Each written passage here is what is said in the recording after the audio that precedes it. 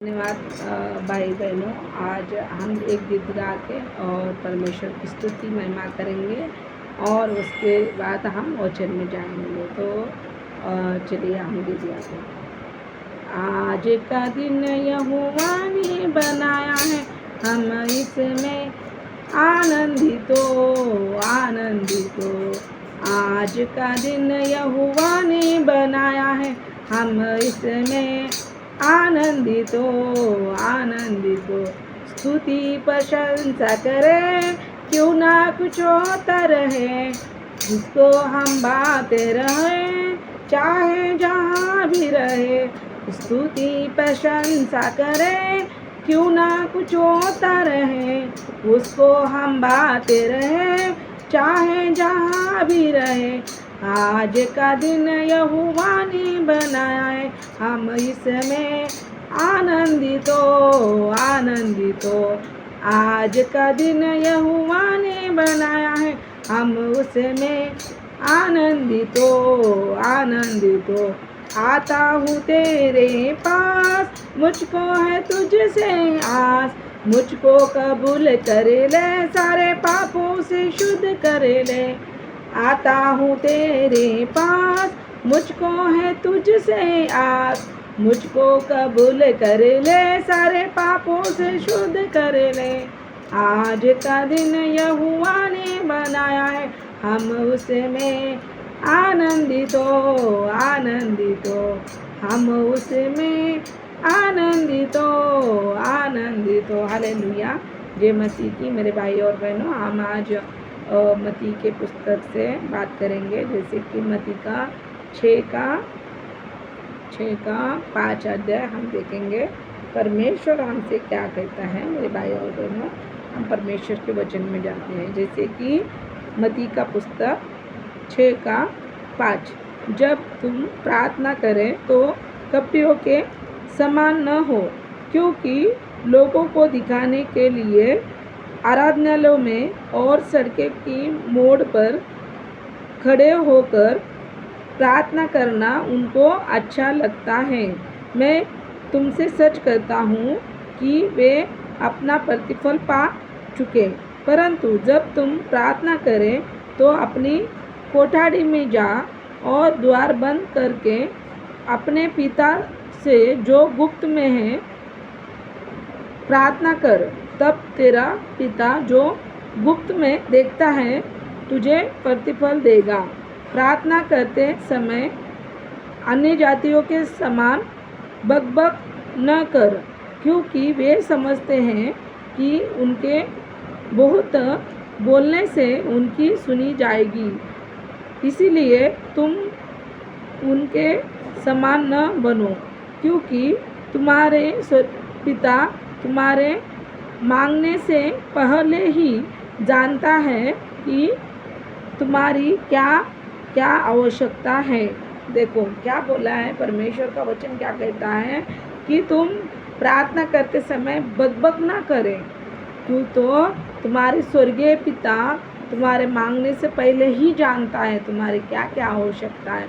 और ये सच बात है मेरे भाई और बहनों। अगर आपकी श्रद्धा सही है, आपका मन दिल साफ है, परमेश्वर ऊपर का रूप को नहीं देखता है।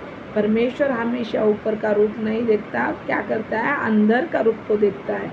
अगर आपके मन में हर एक व्यक्ति के लिए प्रेम है, वो जो व्यक्ति आपसे बुरा चल रहा है फिर भी उसके लिए आपके अंदर बहुत ही ज़्यादा प्रेम है, आप बहुत प्रेम से चल रहे हो, आप धीरज से रहते हो, प्रेम शांति सब आपके अंदर है, तो परमेश्वर क्या करता है, अद्भुत कार्य आपके जीवन में करता है। वो आपके मांगने से पहले आपकी क्या क्या आवश्यकता है वो जानता है और वो आवश्यकता को वो पूरा करता है।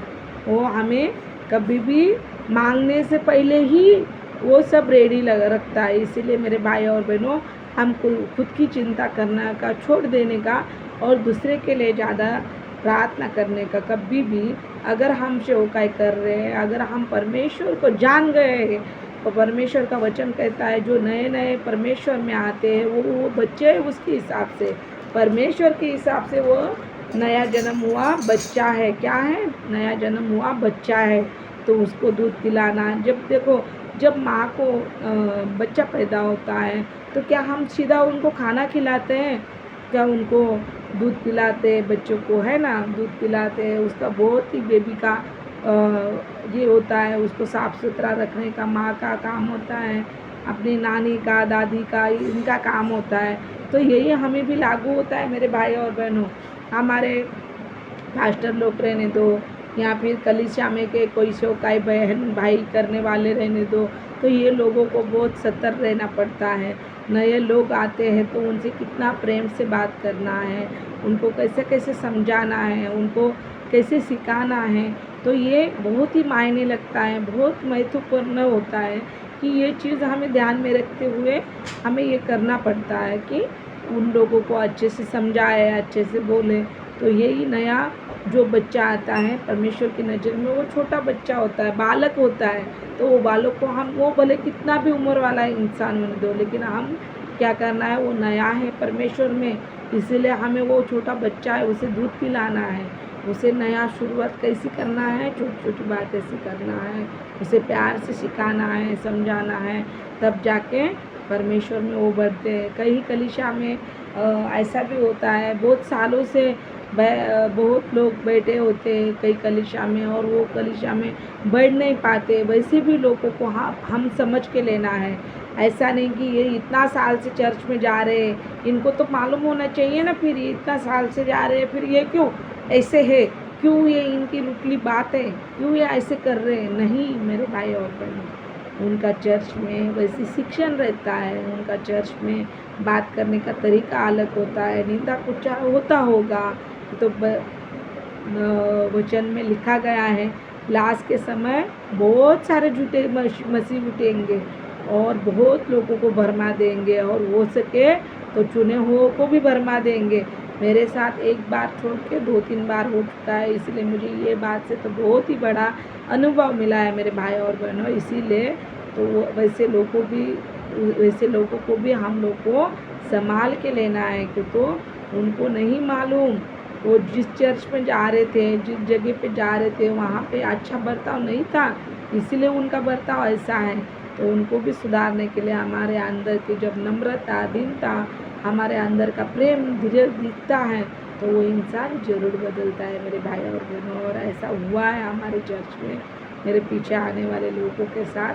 तो इसीलिए मैं आपसे भी विनती करना चाहूँगी, आप अगर सेवकाई करने वाली बहन भाई होंगे तो ज़रूर आप धीरज से बात कीजिए और ज़रूर आपके जो भी बहन भाई है आपके पीछे बदल जाएंगे।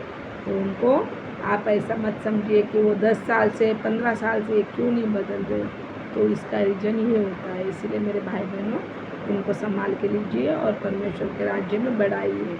जय मसीह की।